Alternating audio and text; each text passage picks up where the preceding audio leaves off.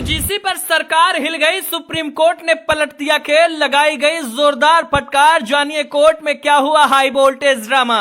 सवर्ण जिस चीज की कर रहे थे मांग हो गई पूरी, कानून पर लगी रोक, लेकिन अभी खत्म नहीं हुआ है संकट। जानिए कोर्ट ने क्या कहा।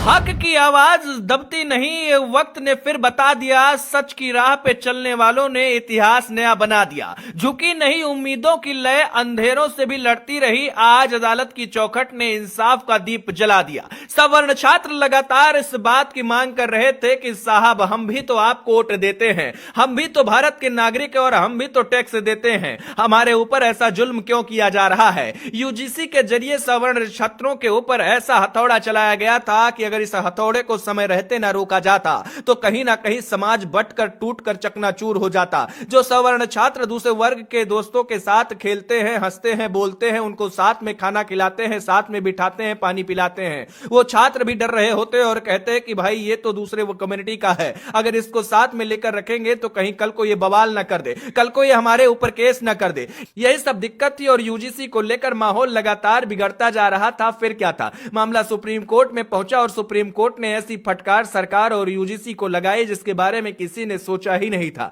सुप्रीम कोर्ट में यूजीसी के नए भेदभाव विरोधी नियमों को चुनौती देने वाली याचिका पर सुनवाई हुई। कोर्ट ने सख्त टिप्पणी करते हुए कहा कि आजादी के 75 साल बाद भी आज हम समाज को जातियों से मुक्त नहीं कर सके हैं। अब क्या इस कानून से हम और पीछे की ओर जा रहे हैं। अदालत ने यूजीसी के नए नियमों पर रोक लगाते हुए सरकार से जवाब मांग लिया है। इतना ही नहीं, साथ में यूजीसी को नोटिस भी भेज दिया गया है कि आप ऐसा कानून क्यों बना रहे हैं, क्या इसका आधार है। लगातार इस मामले में सवाल उठ रहा था कि कई लोग जानबूझकर जातियों को और तोड़ना चाहते हैं। पहले हिंदू मुसलमान किया गया और फिर हिंदुओं को बांटने का छांटने का काम किया गया। यही वजह रही कि सुप्रीम कोर्ट ने इस मामले पर सख्ती दिखाई और कहा कि यह कानून अभी से इस पर रोक लगता है। 2012 का जो कानून था वही कानून आगे भी रहेगा। वाकई में दिलचस्प है क्योंकि लगातार इस पर विरोध ही बढ़ता जा रहा था। सवर्ण छात्र सड़क पर उतरकर प्रदर्शन कर रहे थे, इसकी वापसी की मांग कर रहे थे। आपको बता दें कि अब कहीं ना कहीं सवर्ण के छात्र रिलैक्स हो रहे होंगे, लेकिन आपको बता दें यहां रिलैक्स होने लायक कुछ है नहीं। सुप्रीम कोर्ट ने भले ही फटकार लगाई है और इस पर रोक लगा दी है, लेकिन अभी यह मुकाबला खत्म नहीं हुआ।